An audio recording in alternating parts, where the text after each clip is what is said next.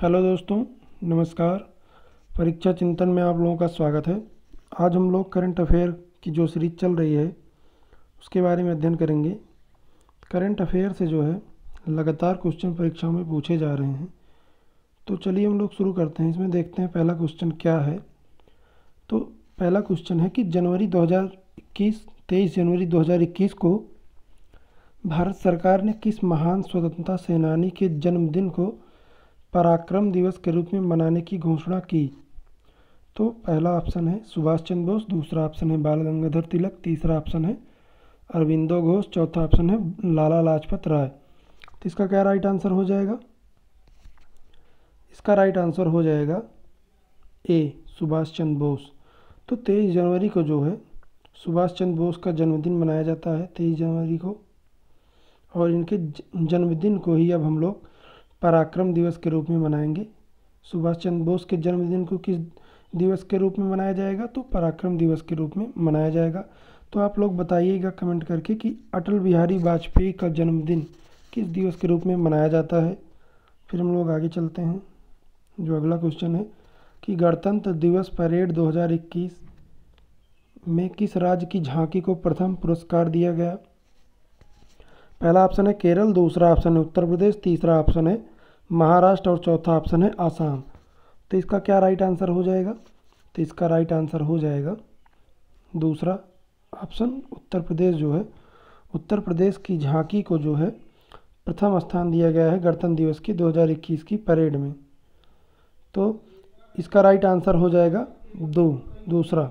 फिर हम लोग चलते हैं आगे अगले क्वेश्चन पर कि 72वें गणतंत्र दिवस समारोह के अवसर पर गलवान घाटी में शहीद कर्नल बी संतोष बाबू को मरणोपरांत किस पुरस्कार से सम्मानित किया गया? तो पहला ऑप्शन दिया गया अशोक चक्र, दूसरा ऑप्शन दिया गया है महावीर चक्र और तीसरा ऑप्शन दिया गया है परमवीर चक्र, चौथा ऑप्शन दिया गया है इनमें से कोई नहीं। तो इसका क्या राइट आंसर हो जाएगा? इसका राइट आंसर बी हो जाएगा, तीसरे का बी हो जाएगा। महावीर चक्र से कर्नल बी संतोष बाबू को जो है सम्मानित किया गया है। फिर हम लोग चलते हैं जो अगला क्वेश्चन है। तो आप लोग ये बताइएगा कमेंट करके कि सेना में जो है सबसे बड़ा पुरस्कार कौन सा है? इसको आप लोग कमेंट करके बताइएगा। फिर हम लोग चलते हैं आगे अगले क्वेश्चन पर कि हाल ही में किसी देश का पहला कोरोना वायरस का टीका लगाया गया? तो पहला ऑप्शन है नरेंद्र मोदी, दूसरा ऑप्शन है मनीष कुमार, तीसरा ऑप्शन है राजीव कुमार, चौथा ऑप्शन है शक्तिकांत दास। तो इसमें राइट आंसर हो जाएगा अभी कि मनीष कुमार को जो है सबसे पहले देश में कोरोना वायरस का टीका लगाया गया था। फिर हम लोग चलते हैं जो अगला क्वेश्चन है, पांचवा क्वेश्चन कि हाल ही में किसे नेल्सन मंडेला विश्व मानवतावादी पुरस्कार से सम्मानित किया गया? तो पहला ऑप्शन है रवि गायकवाड़ और सेकंड ऑप्शन है सोनू सूद, तीसरा ऑप्शन है कैलाश सत्यार्थी और चौथा ऑप्शन है अक्षय कुमार। तो इसका क्या राइट आंसर हो जाएगा? इसका राइट आंसर ए हो जाएगा कि रवि गायकवाड़ को जो है नेल्सन मंडेला विश्व मानवतावादी पुरस्कार से सम्मानित किया गया था। तो इसके बाद जो इसमें एक नाम है कैलाश सत्यार्थी। तो आप लोग बताइए कि कैलाश सत्यार्थी को नोबेल प्राइज़ कब मिला था? ठीक है, फिर हम लोग चलते हैं अगले क्वेश्चन पर कि हाल ही में एनडीआरएफ की पहली महिला टीम उत्तर प्रदेश के किस शहर में तैनात की गई? तो पहला ऑप्शन है वाराणसी, दूसरा ऑप्शन है कानपुर, तीसरा ऑप्शन है लखनऊ, चौथा ऑप्शन है इनमें से कोई नहीं। तो इसमें क्या राइट आंसर हो जाएगा? तो इसका जो राइट आंसर हो जाएगा वह डी हो जाएगा कि इनमें से कोई नहीं। तो आप लोग कमेंट करके बताइएगा कि उत्तर प्रदेश के किस शहर में जो है पहली महिला टीम को तैयार किया गया एनडीआरएफ के तौर पे। फिर हम लोग चलते हैं अगले क्वेश्चन पर कि गणतंत्र दिवस परेड में हिस्सा लेने वाले भारत की पहली महिला फाइटर कौन बनी? तो पहला ऑप्शन है भावना कांत, दूसरा ऑप्शन है अवनी चतुर्वेदी, तीसरा ऑप्शन है रीमा राय, चौथा ऑप्शन है सोमा मंडल। तो इसमें क्या राइट आंसर हो जाएगा? तो इसका राइट आंसर हो जाएगा पहला ही, भावना कांत को जो है गणतंत्र दिवस परेड में हिस्सा लेने वाली भारत की पहली महिला फाइटर बनी हैं। फिर हम लोग आगे चलते हैं जो अगला क्वेश्चन है कि प्रधानमंत्री कौशल विकास योजना के तीसरे चरण का शुभारंभ कब किया गया? तो पहला ऑप्शन है 1 जनवरी 2021, दूसरा ऑप्शन है 12 जनवरी 2021, तीसरा ऑप्शन है 15 जनवरी 2021 और चौथा ऑप्शन है 23 जनवरी 2021। तो इसमें क्या राइट आंसर हो जाएगा? तो इसका राइट आंसर सी हो जाएगा कि 15 जनवरी 2021 को जो है कौशल विकास योजना के तीसरे चरण का शुभारंभ किया गया था। तो इसके साथ ही आप लोग कमेंट करके बताइएगा कि कौशल विकास योजना के प्रथम चरण का शुभारंभ कब किया गया था। तो ये आप लोग कमेंट करके ज़रूर बताइएगा। नहीं, इसके बाद जो है हम चलते हैं अगले क्वेश्चन पर कि जनवरी 2021 में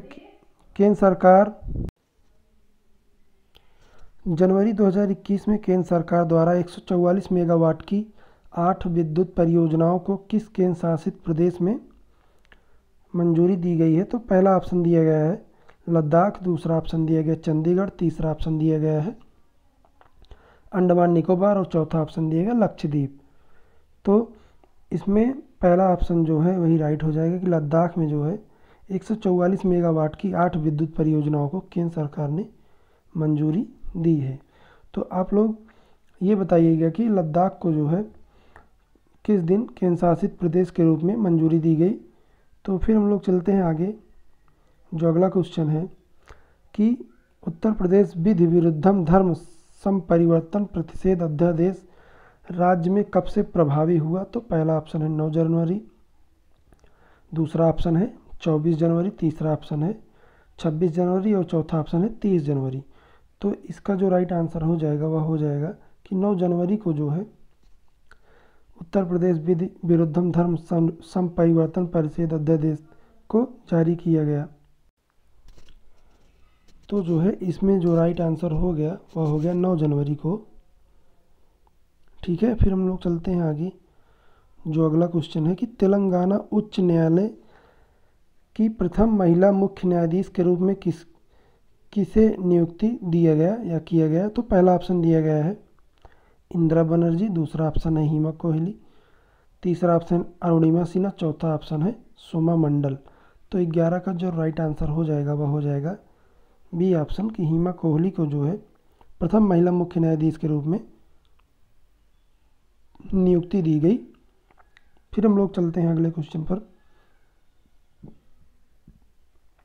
कि नीति आयोग द्वारा जारी भारत नवाचार सूचकांक 2020 में बड़े राज्यों में से किसे शीर्ष स्थान प्रदान किया गया है? पहला ऑप्शन है उत्तर प्रदेश, दूसरा ऑप्शन है कर्नाटक, तीसरा ऑप्शन है गुजरात और चौथा ऑप्शन है महाराष्ट्र। तो इसका जो राइट आंसर हो गया वह भी हो गया कि कर्नाटक को जो है नवाचार सूचकांक 2020 में बड़े राज्यों में शीर्ष स्थान प्रदान किया गया है। फिर हम लोग चलते हैं अगले क्वेश्चन पर कि प्रधानमंत्री नरेंद्र मोदी ने 5 जनवरी 2021 को कोच्चि मंगलूर प्राकृतिक गैस पाइपलाइन राष्ट्र को समर्पित की। तो इसकी लंबाई क्या है? तो पहला ऑप्शन है 500, दूसरा ऑप्शन है 450, तीसरा ऑप्शन है 400, चौथा ऑप्शन है 350। तो 13 का जो राइट आंसर हो जाएगा वह भी हो जाएगा कि 450 जो है इसका राइट आंसर हो जाएगा। यह पाइपलाइन जो है राष्ट्र को समर्पित किया प्रधानमंत्री नरेंद्र मोदी ने। फिर चलते हैं अगला क्वेश्चन है कि भ्रष्टाचार बोध सूचकांक 2021 में भारत का कौन सा स्थान रहा है? तो पहला ऑप्शन है 25वां, 85वां और दूसरा ऑप्शन है 86, इसके बाद तीसरा ऑप्शन है 87 और चौथा ऑप्शन है 88। तो 14 का जो राइट आंसर हो जाएगा वह 86 हो जाएगा कि भारत का जो है 86वां स्थान है भ्रष्टाचार सूचकांक में। फिर चलते हैं हम लोग आगे अगले क्वेश्चन पर कि भारतीय भूवैज्ञानिक सर्वेक्षण ने हाल ही में किस राज्य में वैनेडियम के संभावित भंडार खोजे हैं? तो पहला ऑप्शन दिया गया है अरुणाचल प्रदेश, दूसरा ऑप्शन दिया गया केरल, तीसरा ऑप्शन इसमें दिया गया है कि असम और चौथा ऑप्शन दिया गया उड़ीसा। तो इसका राइट आंसर हो जाएगा पहला ही ऑप्शन कि अरुणाचल प्रदेश में जो है वैनेडियम के संभावित भंडार को खोजा गया है। फिर हम लोग चलते हैं आगे। जो अगला क्वेश्चन है कि वर्ष 2021 में प्रवासी भारतीय दिवस की थीम क्या थी? तो पहला ऑप्शन है प्रवासी भारतीय, दूसरा ऑप्शन है आत्मनिर्भर भारत में योगदान, तीसरा ऑप्शन है हमारी साझी संस्कृति, चौथा ऑप्शन है प्रवासी भारतीय हमारा गौरव। तो इसका राइट आंसर हो जाएगा कि आत्मनिर्भर भारत में योगदान। 2021 में प्रवासी दिवस की थीम क्या थी? तो आत्मनिर्भर भारत में योगदान। तो प्रवासी दिवस कब मनाया जाता है?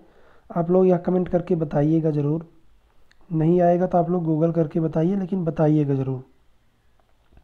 फिर हम लोग चलते हैं अगले क्वेश्चन पर कि 7 जनवरी 2021 को टेस्ट क्रिकेट के इतिहास में पुरुष टेस्ट मैच में अंपायरिंग करने वाली पहली महिला अंपायर बनी। तो पहला ऑप्शन है क्लेयर पोलोसाक, दूसरा ऑप्शन है कैथी क्रॉस, तीसरा ऑप्शन है लॉरेन एगनबर्ग, इसके बाद चौथा ऑप्शन है ब्रिंदा राठी। तो 17 का जो राइट आंसर हो जाएगा वो पहला ही ऑप्शन सही हो जाएगा कि क्लेयर पोलोसाक जो है पहली महिला अंपायर बनी जो पुरुष टेस्ट मैच में अंपायरिंग की थी। इन्होंने जनवरी 2021 में इन्होंने अंपायरिंग किया। फिर हम लोग चलते हैं जो अगला क्वेश्चन है कि हाल ही में संपन्न 91वें अंतर्राष्ट्रीय फिल्म महोत्सव में किसे Indian personality of the year award से सम्मानित किया गया। तो पहला ऑप्शन इसमें दिया गया है सोनू सूद, दूसरा ऑप्शन दिया गया है विश्वजीत चटर्जी, तीसरा ऑप्शन दिया गया है सुदीप, इसके बाद जो चौथा ऑप्शन दिया गया है वह दिया गया अक्षय कुमार। तो जो विश्वजीत चटर्जी हैं उनको जो है 91वें जो है अंतर्राष्ट्रीय फिल्म महोत्सव में Indian personality of the year का अवार्ड से सम्मानित किया गया है। फिर हम लोग चलते हैं जो अगला क्वेश्चन है कि हाल ही में किस राज्य संघ शासित प्रदेश ने भ्रष्टाचार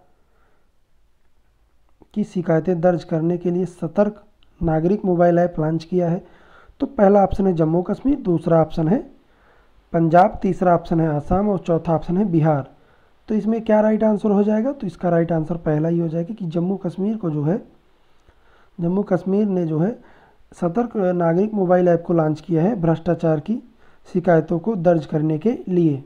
फिर चलते हैं जो अगला क्वेश्चन है कि हाल ही में किस राज्य ने सरकारी कार्यालयों को ग्रीन टैग प्रदान करने की घोषणा की है। तो पहला ऑप्शन है उड़ीसा, दूसरा ऑप्शन है केरल, तीसरा ऑप्शन है उत्तर प्रदेश, चौथा ऑप्शन है गुजरात। तो इसमें क्या राइट आंसर हो जाएगा? तो 20 का जो राइट आंसर हो जाएगा वह बी हो जाएगा कि केरल जो है, क्या राइट आंसर हो गया? बी। केरल जो है सरकारी कार्यालयों को ग्रीन टैग प्रदान करने की घोषणा की है। फिर चलते हैं जो अगला क्वेश्चन है कि वर्ष 2021 में कुल कितने लोगों को पद्म पुरस्कार देने की घोषणा की गई है। तो पहला ऑप्शन है 119, दूसरा ऑप्शन है 121, तीसरा ऑप्शन है 140, चौथा ऑप्शन है 141। तो जो इसका राइट आंसर हो जाएगा वह हो जाएगा पहला ऑप्शन कि 119 लोगों को जो है पद्म पुरस्कार देने की घोषणा की गई है 2021 में। ठीक है। फिर हम लोग चलते हैं अगले क्वेश्चन पर कि हाल ही में प्रधानमंत्री नरेंद्र मोदी ने किन 6 राज्यों को लाइट हाउस परियोजना की आधारशिला रखी। तो पहला ऑप्शन है मध्य प्रदेश, गुजरात, तमिलनाडु, झारखंड, त्रिपुरा और उत्तर प्रदेश। और जो दूसरा ऑप्शन है छत्तीसगढ़, गुजरात, तमिलनाडु, बिहार, त्रिपुरा, उत्तर प्रदेश। तीसरा ऑप्शन है कि बिहार, गुजरात, तमिलनाडु, झारखंड, त्रिपुरा, बिहार। फिर चौथा ऑप्शन है कि आसाम, बिहार, पश्चिम बंगाल, मेघालय, केरल और सिक्किम। तो इसका राइट आंसर जो हो जाएगा पहला हो जाएगा कि मध्य प्रदेश, गुजरात, तमिलनाडु, झारखंड, त्रिपुरा तथा उत्तर प्रदेश 6 राज्यों में लाइट हाउस परियोजना की आधारशिला रखी गई। ठीक है। फिर हम लोग चलते हैं जो अगला क्वेश्चन दिया गया है कि भारतीय अंतर्राष्ट्रीय फिल्म महोत्सव के 51वें संस्करण में सर्वश्रेष्ठ फिल्म के लिए गोल्डन पीकॉक अवार्ड से किसे सम्मानित किया गया। तो पहला ऑप्शन दिया गया है into the darkness, second option है a dog and his man, इसके बाद जो तीसरा ऑप्शन दिया गया है इनर कंस्ट्रक्शन, चौथा ऑप्शन दिया गया रेड मैन टाइड। तो इसका जो राइट आंसर हो जाएगा वह पहला ही हो जाएगा कि इनटू द डार्कनेस को जो है गोल्डन पीकॉक अवार्ड से सम्मानित किया गया है। फिर हम लोग चलते हैं जो अगला क्वेश्चन है कि देश की सबसे युवा पंचायत अध्यक्ष कौन चुना गया। तो पहला ऑप्शन है अनुप्रिया गोयनका, दूसरा ऑप्शन है रेशमा मरियम राय, तीसरा ऑप्शन है अवनी चतुर्वेदी, चौथा ऑप्शन है इनमें से कोई नहीं। तो जो 24 का राइट आंसर हो जाएगा वह बी हो जाएगा कि रेशमा मरियम राय को जो है देश की सबसे युवा पंचायत अध्यक्ष चुना गया है। तो आप लोग यह बताइएगा कि यह किस स्थान पर इनको चुना गया है, तो आप लोग यह कमेंट करके ज़रूर बताइएगा। फिर हम लोग चलते हैं अगले क्वेश्चन पर कि मध्य प्रदेश के किस बांध पर विश्व का सबसे बड़ा फ्लोटिंग प्लांट स्थापित किया जाना प्रस्तावित है। तो पहला ऑप्शन है इंद्र सागर बांध, दूसरा ऑप्शन है गांधी सागर बांध, तीसरा ऑप्शन है ओमकारेश्वर बांध, चौथा ऑप्शन है बाणसागर बांध। तो जो 25 का राइट आंसर हो जाएगा वह सी हो जाएगा कि ओमकारेश्वर बांध पर जो है विश्व का सबसे बड़ा फ्लोटिंग प्लांट की स्थापना किया जाना है, जो कि यह प्रस्तावित है। फिर हम लोग चलते हैं अगले क्वेश्चन पर कि हाल ही में किसे स्टील अथॉरिटी ऑफ इंडिया का चेयरमैन नियुक्त किया गया। तो पहला ऑप्शन है सोमा मंडल, दूसरा ऑप्शन है उदय शंकर, तीसरा ऑप्शन है राजीव कुमार, चौथा ऑप्शन है प्रभात कुमार। तो 26 का जो राइट आंसर हो जाएगा वह हो जाएगा कि सोमा मंडल को जो है स्टील अथॉरिटी ऑफ इंडिया का चेयरमैन नियुक्त किया गया है। ठीक है, फिर हम लोग आगे चलते हैं। जो अगला क्वेश्चन है कि हाल ही में केंद्रीय अल्पसंख्यक मंत्रालय द्वारा किस शहर में 24वां हुनर हाट आयोजित किया गया। पहला ऑप्शन है लखनऊ, दूसरा ऑप्शन है पटना, तीसरा ऑप्शन है बेंगलुरु, चौथा ऑप्शन है गांधीनगर। तो 27 का जो राइट आंसर हो जाएगा वह उत्तर प्रदेश की राजधानी लखनऊ हो जाएगी। ठीक है, तो लखनऊ में जो है 24वां हुनर हाट आयोजित किया गया। ठीक है, फिर हम लोग आगे चलते हैं कि जो बाइडेन ने हाल ही में अमेरिका के राष्ट्रपति के रूप में शपथ ली, तो यह कौन से राष्ट्रपति बने हैं। तो इसमें जो पहला ऑप्शन दिया गया है वह दिया गया 45वें, दूसरा ऑप्शन है 46, तीसरा ऑप्शन है 50वें, चौथा ऑप्शन है 51। तो इसका क्या राइट आंसर हो जाएगा। तो 28 का राइट आंसर हो जाएगा कि 46वां जो राष्ट्रपति बना है अमेरिका का, यूएसए का, तो वह जो बाइडेन है। तो इसी के साथ आप लोग बताइएगा कि अमेरिका का जो राष्ट्रपति उपराष्ट्रपति है उसका क्या नाम है और वह किस जगह से रिलेटेड है। ठीक है, फिर हम लोग चलते हैं। जो अगला क्वेश्चन है कि 29वां क्वेश्चन है कि जनवरी 2021 में किस देश ने ओपन स्काई ट्रीटी से बाहर आने की घोषणा की है। तो पहला ऑप्शन है रूस, दूसरा ऑप्शन है अमेरिका, तीसरा ऑप्शन है फ्रांस, चौथा ऑप्शन है जर्मनी।